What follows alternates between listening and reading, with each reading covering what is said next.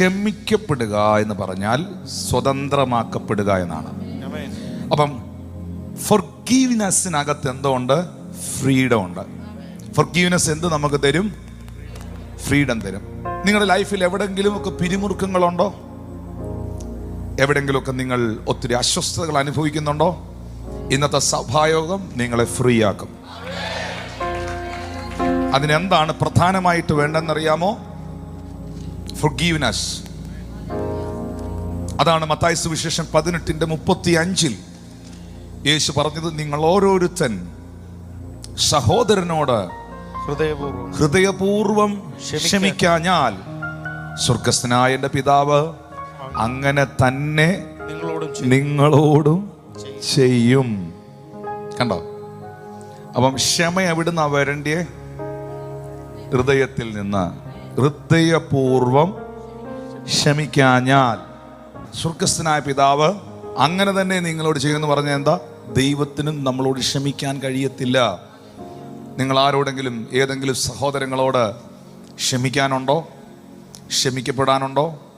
ഉണ്ടെങ്കിൽ ക്ഷമിക്കണം. നിന്റെ യാഗവസ്തുവിനെ നീ യാഗപീഠത്തിലേക്ക് കൊണ്ടുവരുന്നതിന് മുൻപ് നിന്റെ സഹോദരനോട് നീ നിരന്നു കൊള്ളണം.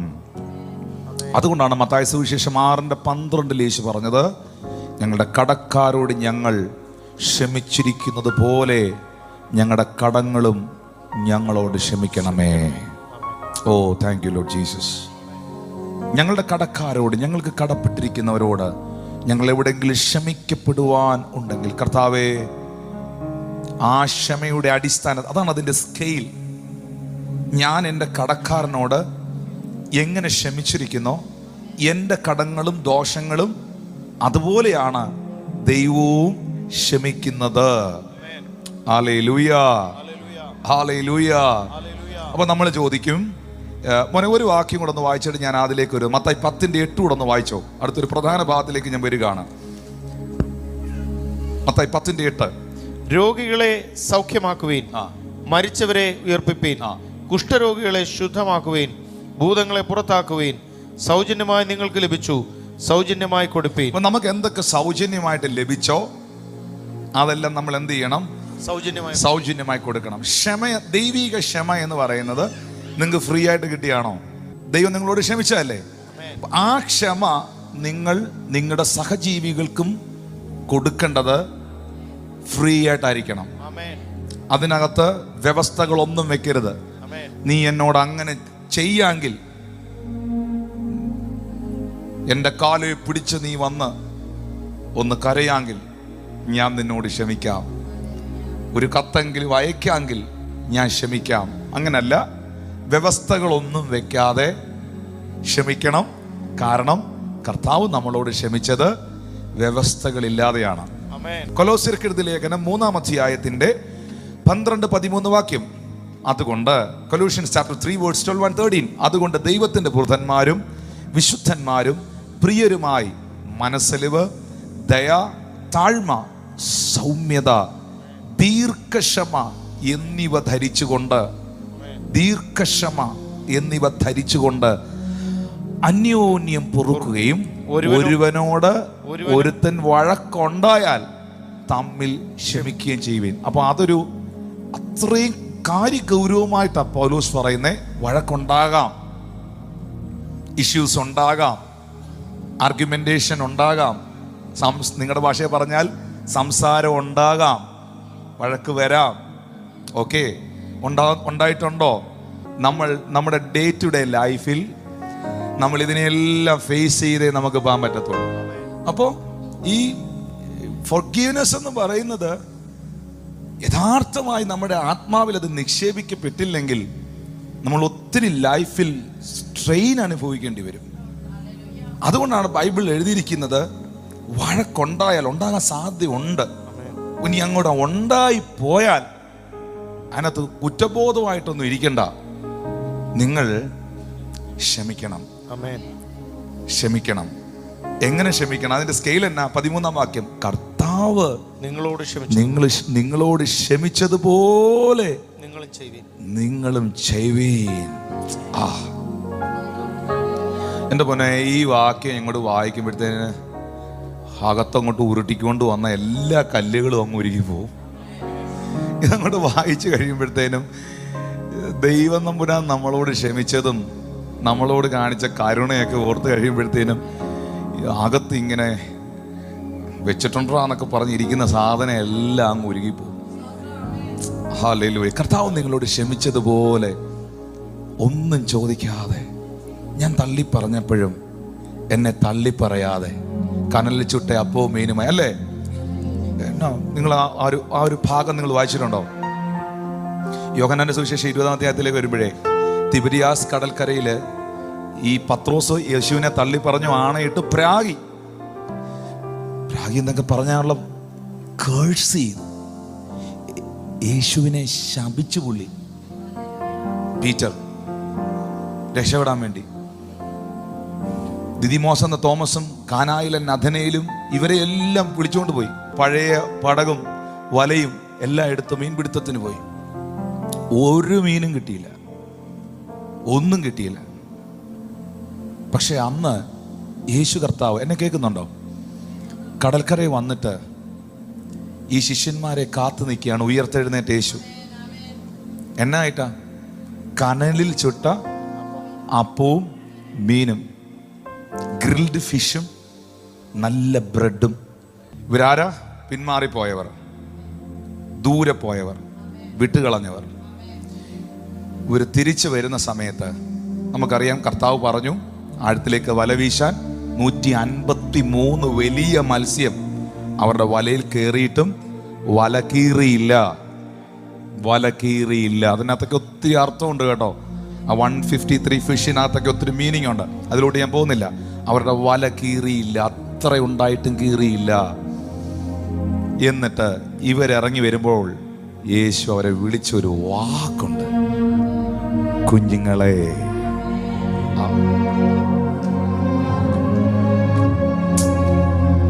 കുഞ്ഞുങ്ങളെ, മൈ ചിൽഡ്രൻ.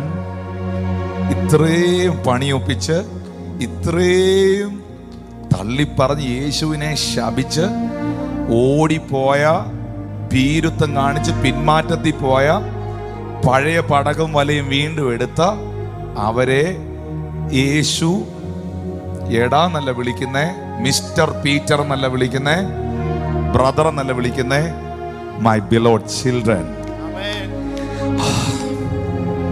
നിങ്ങൾക്ക് ആ മനസ്സ് കാണാൻ പറ്റുന്നോ? ആ ഹൃദയം നിങ്ങൾക്ക് കാണാൻ പറ്റുന്നോ? എത്ര ദൂരം കർത്താവിനെ വിട്ട് നമ്മൾ പോയിട്ടുണ്ടോ? പോയിട്ടുണ്ടോ? തള്ളി പറഞ്ഞിട്ടുണ്ടോ? മറന്നിട്ടുണ്ടോ? ഒരു സമയത്തെങ്കിലും കർത്താവേ നീ എന്നതാ എന്നോട് ഇങ്ങനെയൊക്കെ കാണിക്കുന്നത് ചിന്തിച്ചിട്ടുണ്ടോ?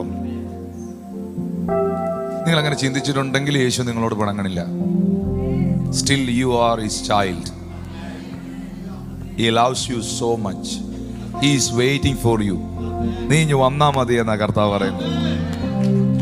നമ്മൾ ചിലപ്പോഴൊക്കെ ചിന്തിച്ചിട്ടില്ലേ, കർത്താവേ ഈ ഒന്നുമില്ലാത്ത എന്നെ ഇത്ര സ്നേഹിക്കാൻ എന്നിൽ എന്നാ കർത്താവെ നീ കാണുന്നേ? അങ്ങ് ചിന്തിച്ചു പോയിട്ടില്ലേ? ഒന്ന് ഓർത്ത് നോക്കി. ഈ ഒന്നുമില്ലാത്ത എന്നെ ഇത്രയും സ്നേഹിക്കാൻ, ഇത്രയും ദൂരെ പോയ എന്നേക്കാൾ എത്രയോ പ്രാർത്ഥിക്കുന്നവരുണ്ട്, എന്നെക്കാൾ എത്രയോ അധികം ആരാധിക്കുന്നവരുണ്ട്, വിശ്വസിക്കുന്നവരുണ്ട്. പക്ഷെ പലർക്കും അനുഭവിക്കാൻ കഴിയാത്ത പല നന്മകളും ഈ ഏഴയ്ക്ക് നീ തന്നില്ലേ? എത്ര ദൂരം നിന്നെ വിട്ട് ഞാൻ പോയിട്ടുണ്ട്, എവിടെല്ലാം കർത്താവെ ഞാൻ നിന്നെ മറന്നിട്ടുണ്ട്. പക്ഷെ അവിടെ എല്ലാം നീ എന്നെ ഓർത്തതിന് നന്ദി. ചേർന്നൊരു ഹല്ലേലൂയ പറയാവോ? കർത്താവ് നിങ്ങളോട് ക്ഷമിച്ചതുപോലെ മക്കളെ നിങ്ങളും ചെയ്യുവീൻ. എന്തിനാ? 14-ാം വാക്യം, എല്ലാറ്റിനും മീതെ സമ്പൂർണതയുടെ ബന്ധമായ സ്നേഹം ധരിപ്പീൻ. 15-ാം വാക്യം, ക്രിസ്തുവിൻ്റെ സമാധാനം നിങ്ങളുടെ ഹൃദയങ്ങളിൽ വാഴട്ടെ. അടുത്ത വാക്യം, അതിനാലല്ലോ നിങ്ങളെ ഏക ശരീരമായി വിളിച്ചിരിക്കുന്നത്, നന്ദിയുള്ളവരായിരിപ്പീൻ. ആമേൻ. ഞാൻ ആ വാക്യം ഒന്ന് എക്സ്പ്ലെയിൻ ചെയ്തോട്ടെ. ഇവിടെ കർത്താവ് പറയുകയാണ്, വഴക്കുണ്ടായാൽ, അങ്ങോട്ടും ഇങ്ങോട്ടും എന്തെങ്കിലും ഒരു ബുദ്ധിമുട്ട് ആരെങ്കിലും തമ്മിൽ ഉണ്ടെങ്കിൽ നിങ്ങൾ എന്നാ ചെയ്യണം? ക്ഷമിക്കണം. ക്ഷമിക്കണം. ഇപ്പൊ ചിലർ നമ്മളോട് ചോദിക്കും, ഇങ്ങോട്ട് ക്ഷമിച്ചില്ലേലോ, അതെൻ്റെ വിഷയമല്ല, അതെൻ്റെ വിഷയമല്ല, അത് ആ വ്യക്തിയും ദൈവവുമായി തീർത്തോളും. പക്ഷെ എൻ്റെ റൂട്ട് എപ്പോഴും ഞാൻ ക്ലിയർ ആക്കിയിടും, എൻ്റെ വഴികളെപ്പോഴും ഞാൻ ക്ലിയർ ആക്കിയിടും. ഹല്ലേലൂയ. അടുത്തിരിക്കുന്ന കൈ കൊടുത്ത് പറഞ്ഞേ, ക്ലിയറൻസ് സർട്ടിഫിക്കറ്റ് വേണമെന്ന് പറഞ്ഞ്. ക്ലിയറൻസ് സർട്ടിഫിക്കറ്റ് വേണം. ക്ലിയറൻസ് സർട്ടിഫിക്കറ്റ് ഇല്ലെങ്കിൽ കേസാക്കും. മനസ്സിലായി? ക്ലിയറൻസ് എപ്പോഴും എന്നാ നമ്മുടെ കയ്യിൽ എപ്പോഴും എന്നാ വേണം? ആരും മിണ്ടുന്നില്ലല്ലോ. ക്ലിയറൻസ് സർട്ടിഫിക്കറ്റ് വേണം. Praise God. നമ്മുടെ ഭാഗം എപ്പോഴും ആ വഴി എപ്പോഴും ക്ലിയർ ആക്കിയിട്ടേക്കണം. ആ വ്യക്തി എന്നെ എങ്ങനെ കാണുന്നെന്നുള്ളത് എൻ്റെ വിഷയമേ അല്ല. പക്ഷെ എൻ്റെ ഭാഗം ഞാൻ ചെയ്യേണ്ടത് ഞാൻ ചെയ്തിരിക്കും. Hallelujah, hallelujah, praise God. അന്നേരം അവിടെ എന്തുവാ സംഭവിക്കുന്നതെന്നറിയാം. ഈ 13-ാമത്തെ വാക്യത്തിൽ പറയുന്നുണ്ട്, കർത്താവ് നിങ്ങളോട് ക്ഷമിച്ചതുപോലെ നിങ്ങളും ക്ഷമിക്കുവിൻ. 14-ാമത്തെ വാക്യത്തിലേക്ക് വരുമ്പോൾ നിങ്ങളവിടെ കാണുന്നുണ്ടോ, എല്ലാറ്റിനും മീതെ സമ്പൂർണതയുടെ ബന്ധമായ സ്നേഹം ധരിപ്പിൻ. അപ്പം 3 പദങ്ങൾ നിങ്ങൾക്ക് അവിടെ കാണാം. 1 ക്ഷമ, 2 ബന്ധം, 3 സ്നേഹം. കാണുന്നുണ്ടോ? ക്ഷമ, ആദ്യത്തെ 13-ാമത്തെ വാക്യത്തിൽ ക്ഷമ എന്ന പദം കാണാം. 14-ാമത്തെ വാക്യത്തിൽ ബന്ധവും സ്നേഹവും എന്ന പദം നിങ്ങൾ കാണാം. ക്ഷമയുള്ളിടത്ത് സ്നേഹമുണ്ട്, സ്നേഹമുള്ളിടത്ത് നല്ല ബന്ധങ്ങളുണ്ട്. എന്നോട് പറയാം, ക്ഷമയുള്ളിടത്ത് സ്നേഹമുണ്ട്. സ്നേഹത്തിന് മാത്രമേ എന്നാ ചെയ്യാൻ പറ്റുള്ളൂ? ക്ഷമിക്കാൻ പറ്റുള്ളൂ. അതാ 1 കൊരിന്ത്യർ 13-ാമത്തെ അധ്യായം, ഞാൻ മനുഷ്യരുടെയും ദൂതന്മാരുടെയും ഭാഷയിൽ സംസാരിച്ചാലും സ്നേഹമില്ല എങ്കിൽ എനിക്കേതുമില്ല. സ്നേഹം ക്ഷമിക്കുന്നു, സ്നേഹം ദയ കാണിക്കുന്നു, സ്നേഹം സ്പർദ്ധിക്കുന്നില്ല, സ്നേഹം ചീർക്കുന്നില്ല, നിഗളിക്കുന്നില്ല, സ്വാർത്ഥം അന്വേഷിക്കുന്നില്ല, ദോഷം കണക്കിടുന്നില്ല. കണക്ക് പുസ്തകം ആരുടെ കയ്യിലില്ല? സ്നേഹമുള്ളവൻ്റെ കയ്യിലില്ല. റെക്കോർഡ്സ് ഇല്ല, റെക്കോർഡ്സ് ഇല്ല. ചെയ്തതൊക്കെ എനിക്കറിയാം, എല്ലാം ഞാൻ പറഞ്ഞിട്ടുണ്ടോ? ചെയ്തതൊക്കെ എന്നോട് കാണിച്ചതെല്ലാം എനിക്കറിയാം, ഞാൻ ഒന്നും മറന്നിട്ടില്ല. സ്നേഹത്തിന്റെ പ്രത്യേകത, സ്നേഹം ദോഷങ്ങളുടെ കണക്ക് സൂക്ഷിക്കുന്നില്ല. മാലിന്യം നിക്ഷേപിക്കുന്ന ഒരു ഒരു ഒരു പാത്രമാകരുത് നമ്മുടെ ഹൃദയം. എല്ലാ കയ്പും ആവശ്യമില്ലാത്ത എല്ലാ ഹൃദയത്തിൽ നിന്ന് എടുത്തിട്ട് ഒരു പ്രാർത്ഥന ഞാൻ പറഞ്ഞുതരാം. ഒരു പ്രാർത്ഥന. നിങ്ങളെ ആരെങ്കിലും വിഷമിപ്പിച്ചിട്ടുണ്ടെങ്കിൽ, നിങ്ങളെ ആരെങ്കിലും വേദനിപ്പിച്ചിട്ടുണ്ടെങ്കിൽ, നിങ്ങളുടെ ഹൃദയത്തെ കീറി മുറിച്ചിട്ടുണ്ടെങ്കിൽ, നിങ്ങൾ പ്രാർത്ഥിക്കേണ്ട ഒരു പദമുണ്ട്. കർത്താവേ, ആ പേരെടുത്ത് പറയണം. Any name. കർത്താവെ, എനിക്ക് എൻ്റെ ഹൃദയത്തിൽ തന്ന വേദന ഞാൻ ഓർക്കുന്ന കർത്താവെ, ആ കടയുടെ മുമ്പിൽ വെച്ച് ഇങ്ങനെ തന്നെ പറയണം. നിങ്ങൾ കയറി വരണം അതിനകത്തോട്ട്. ആ കടയുടെ മുമ്പിൽ വെച്ച് എൻ്റെ ഹൃദയത്തെ തകർക്കുന്ന രീതിയിൽ കർത്താവെ, ഇന്നെടുത്ത ആ മനുഷ്യൻ എന്നോട് ഇങ്ങനെ പറഞ്ഞു കർത്താവെ, അതെന്നെ ഭയങ്കരമായിട്ട് വേദനിപ്പിച്ച് എൻ്റെ യേശുപ്പ, എൻ്റെ ഹൃദയത്തെ വല്ലാതെ മുറിച്ച് കർത്താവെ, ആ വ്യക്തി എനിക്ക് തന്ന വേദനയെ, ആ മുറിവിനെ ഞാൻ എൻ്റെ യേശുവിന് തരുകയാണ്. എൻ്റെ ആത്മാവിലുള്ള പരിശുദ്ധാത്മാവിൽ കിടക്കുന്ന ക്ഷമയെ ഞാൻ ആ വ്യക്തിക്ക് കൊടുക്കുകയാണ്. ഇത്രയും പറഞ്ഞ ഞാൻ ആ വേദനയെ യേശുവെ നിനക്ക് കൈമാറുകയാണ്. എൻ്റെ അകത്ത് പരിശുദ്ധാത്മാവുണ്ട്. ആ പരിശുദ്ധാത്മാവിൻ്റെ ഫലമാണ് ക്ഷമ. ആ ക്ഷമയെ ഞാൻ ആ വ്യക്തിക്ക് കൊടുക്കുകയാണ്. ഈ നിമിഷം മുതൽ ആ രംഗം, ആ ചിത്രം, ആ ഓർമ്മ എൻ്റെ മൈൻഡിൽ നിന്ന് മാറിപ്പോകട്ടെ. I am free in the name of Jesus. നിങ്ങൾ ആ നിമിഷം തന്നെ അത് പ്രാർത്ഥിച്ച് ക്ലിയർ ചെയ്താൽ, പൗലോസ് പറയുന്നുണ്ട്, കയ്പിൻ്റെ വേര് മുളയ്ക്കരുത്. വേരിറങ്ങത്തില്ല. മനസ്സിലാവുന്നുണ്ടോ? സീഡ് അകത്ത് വീണു, ഇത് കിളിർക്കത്തില്ല. പിന്നെ ആ കോപത്തിന്റെ പകയുടെ ഒരു വ്യക്തിയോടും വൈരാഗ്യം പുലർത്തത്തക്ക രീതിയിലുള്ള ഒരു വിത്ത് അകത്ത് വീണു. അവൻ തന്നു ആ സാധനം, അല്ലെ അവൾ തന്നു അത്. പക്ഷെ ദൈവത്തോട് നിങ്ങളത് ഏറ്റുപറഞ്ഞ് പ്രാർത്ഥിച്ച് ക്ഷമ ആ വ്യക്തിക്ക് കൊടുത്ത്, ആ വ്യക്തി തന്ന വേദന ദൈവത്തിന് കൊടുത്തു കഴിഞ്ഞാൽ പിന്നെ ഈ സീഡ് പൊങ്ങത്തില്ല. ഇതവിടെ നിങ്ങൾ അറിയാതെ കിടന്നാൽ ഈ കിണറ്റിന്റെ അടി പോയ തൊട്ടിയും കയറും പോലെ. തൊട്ടിയും കയറും കിണറ്റിൽ പോകുമ്പോൾ എന്നാ ചെയ്യും? പാതാളക്കരടി കൊണ്ട് ഇങ്ങനെ കറക്കി ഇതിങ്ങനെ പൊക്കിക്കൊണ്ട് വരും. ഇത് പിശാച് ചെയ്യും. ഈ അടിക്ക് പോയ ഈ സാധനം 89, 2012, 10 തന്ന സാധനമായത്. ഇതെപ്പോഴേലും ഒക്കെ ഇരിക്കുമ്പം തൊട്ടിയും കയറും കിണറ്റിപ്പോൻ്റെ അടിയിൽ പോയത് പാതാളക്കരണ്ടിക്ക് പൊക്കിക്കൊണ്ട് വരുന്ന പോലെ എപ്പോഴേലും ഒന്ന് സന്തോഷത്തിൻ്റെ മോഡിലിരിക്കുമ്പം ആ പുള്ളി ചെയ്തതും കാണിച്ചതും എല്ലാം ഇങ്ങനെ ഓർമ്മയിലേക്ക് ആര് കൊണ്ടുവരും? പിശാച് കൊണ്ടുവരും. പെട്ടെന്ന് നമ്മൾ മൂഡ് ഔട്ട് ആവും. അത് സംഭവിക്കാതിരിക്കാൻ ക്ലിയറൻസ് സർട്ടിഫിക്കറ്റ് കൈ വേണം. ക്ലിയറൻസ് സർട്ടിഫിക്കറ്റ് കൈ വേണം. എന്തുവാ ക്ലിയറൻസ് സർട്ടിഫിക്കറ്റ്? ആ നിമിഷം തന്നെ ദൈവസന്നിധിയിലോട്ട് പോയിരുന്നേച്ചും കർത്താവെ, ആ വ്യക്തി എനിക്ക് തന്ന വേദനയെ, മുറിവിനെ, അരങ്ങത്തെ, ആ സംഭവത്തെ, ആ ഇൻസിഡൻസിനെ പറഞ്ഞ് യേശുവെ അങ്ങയുടെ കയ്യിലേക്ക് തരിക. എൻ്റെ ഹൃദയത്തിൽ, എൻ്റെ ആത്മാവിലുള്ള ക്ഷമ ഞാൻ ആ മനുഷ്യന് കൊടുക്കുക. ഞാൻ ക്രിസ്തുവിൽ സ്വതന്ത്രനാണ്. ഈ സംഭവം ഇനി മേലിൽ എന്നിൽ വാഴ്ച നടത്തരുത്.